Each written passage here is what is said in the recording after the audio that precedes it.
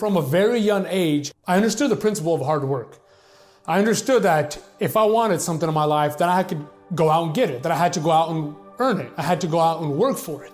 But as we all know, the principle of hard work doesn't mean success. We all know people who work hard but are miserable. We all know people who work hard but still are living with no direction and no purpose in their life. And so I knew that there was something that I was missing in my life. Sitting in that cubicle, depressed and miserable, I was working hard, but I was not successful. And so I knew that I was missing something. I knew that there was something more to life. I knew there was other success principles that I didn't yet understand that I was missing, that I had to discover and that I had to implement into my life in order to get to where I wanted to go, to become who I wanted to become, to offer to the world the gifts and skills and talents that I believe I possessed, but I just didn't know how to express them. I didn't know how to dig them out of myself yet. I want to share with you 3 principles that I believe will absolutely transform your life, because these principles, they helped me get back on track in my life when I needed them most. I believe that they can transform you. If you're not where you want to be, maybe you're not in the kind of job, the kind of career that you thought you'd be. Maybe you're not in the kind of moment in time in your life that you thought you would be by this point in your life. Maybe some obstacles, some circumstances, some things in your life have happened that have put you in a position to where you're not where you want to be in life. And so I believe these principles can help equip you. They can be like that toolbox that you can go to help you get back on track and stay on track and become the kind of person that you could become. These 3 principles that I'm going to share. The first one is to develop a burning desire. The second one then is to take action. And then the third principle is always persist. With that, we'll start with principle number 1. The first thing you've got to do is you've got to develop a burning desire. Now, it doesn't matter where you're at in your life. It doesn't matter what kind of obstacles you're facing. It doesn't matter how many times you failed in the past. It doesn't matter what people think about you. It doesn't matter how many things you have to overcome. If you have a burning desire in your heart to do something great with your life, to not just be a person who just flows through this life, but actually impacts people, goes out there and does incredible things, has incredible impact on the world, has incredible impact on your family, on your community, on people around you, you have to have something to fight for. If I ask you right now, do you want to be successful? As a matter of fact, if I stop 100 people on the street and I ask them, do you want to be successful? Chances are every single one of these people are going to tell me, yes, they want to be successful. Now, if I ask them, what does success look like to you specifically? I don't know if everyone will be able to tell me that. See, a lot of people, they love to talk big. They love to talk about wanting to succeed, talking about doing great things, but they don't have clarity. They don't know what that looks like to them specifically. And develop a burning desire. You can't fight for things in your life when you don't know specifically what it is that you're fighting for. And for me, I had to discover that.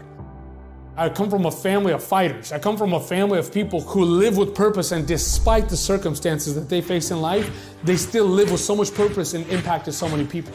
And yet there I was, living in America, working in this dead-end job, depressed and miserable. And so I knew that I needed that passion in my life. I knew that I needed to find something to fight for. And that's where a man named Augmandino came into my life. And by came into my life, I don't mean that I physically met him. I wish I did. But I picked up a book called A Better Way to Live, written by Augmandino. And this book changed everything for me. Changed my perspective on life, changed my outlook on life. It reminded me that I too had something to offer, that I too could go out and do incredible things with my life. Augmandino was an author and Augmandino was a motivational speaker. So I decided then and there after reading that book that that's what I was going to do. Slight problem. I was not an author and I was by no means comfortable with speaking. So I was terrified of speaking. And this book started giving me ideas and perspectives and outlooks on my life. And so I wanted to do for other people what Augmandino did for me. And suddenly I had my burning desire. I knew what I needed to do. I needed to write books and I needed to speak. That's the power of a burning desire. You're not going to know sometimes how you're going to achieve your goal. You're not going to know what you need to do. You're not going to see the opportunities in your life. But if you have that goal, if you have that burning desire to achieve something, you have that clarity of a goal in mind, you're going to start to figure it out. That's the beautiful thing about life, is that when you start to look, when you feel like there's something different, when you want something more, life has a way of presenting you an opportunity to get more. Sometimes that opportunity can come in the form of an obstacle. Sometimes it comes in the form of an opportunity of meeting somebody. And for me, that came in the form of a book. Principle number 2. Now you've got to take action. Once you've developed a burning desire, you've got to do something with it, right? You've got to do something about it, and you got to take action. Maybe you've just been afraid. Maybe you just haven't felt qualified to do it. Maybe you've been spending too much time looking around at what other people have, the opportunities, the gifts, the skills, the talents, the abilities that everyone else around you has. And the more we compare, the more it feels like we have less, right? The more we see what everyone else has, the more it feels like we have less. But my friend, you've got to take action, because you cannot gain confidence in yourself. You cannot discover the skills, the gifts, the talents that you have inside of you if you haven't even started working on them. If you haven't started taking action, if you haven't been trying different things, if you haven't been putting yourself out there, right? It's okay to be scared. It's not okay to stay that way. It's not okay to not trying. It's not okay to let that fear keep you beat down and staying in the same place. And so that's why this second principle is so important. It's one of the most easiest principles to understand for people, and yet it's still the one that keeps people down the most, because people don't implement that into your life.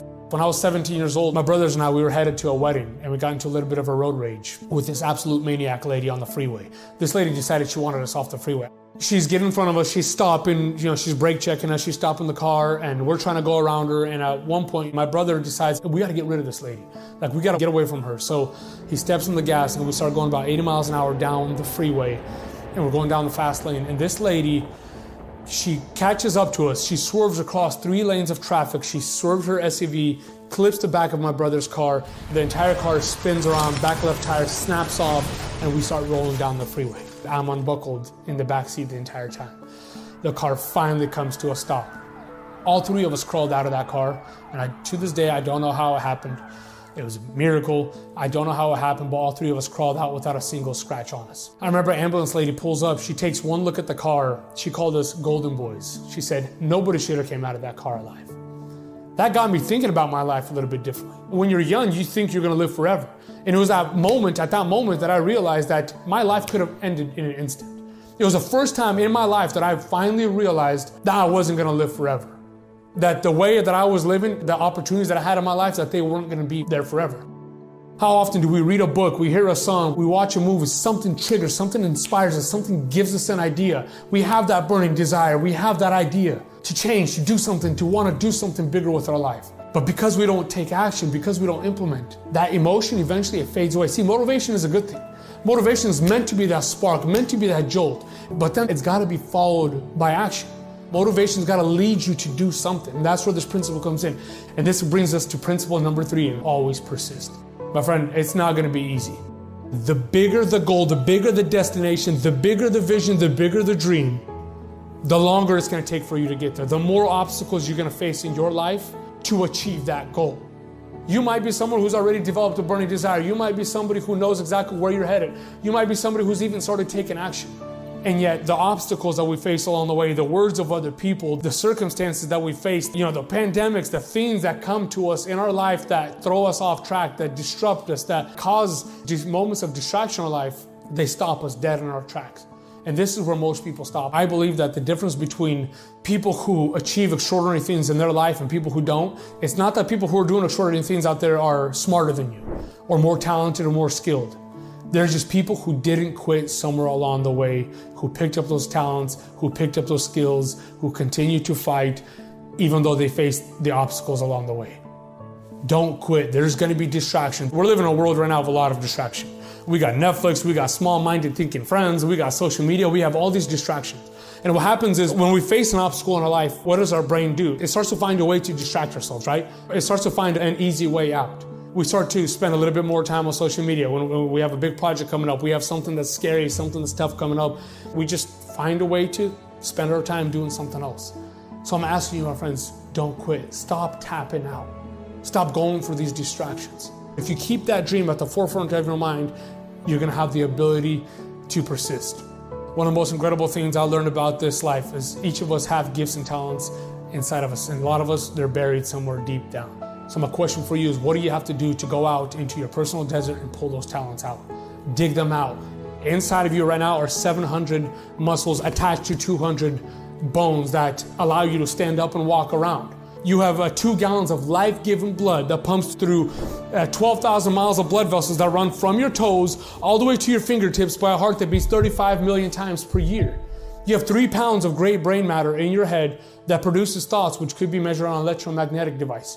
You have 17 muscles in your face that allow you to smile, and every time you smile, you release healing endorphins through your entire body. You have eyes that subconsciously detect emotion on another person's face, allow you to feel what they feel, and cry when you see them cry because of something called mirror neurons. You have lungs that expand into 20,000 breaths per day, keeping you alive without you ever needing to remind them to. You see, my friends, everything inside of you is fighting to keep you alive. The least you can do is start living.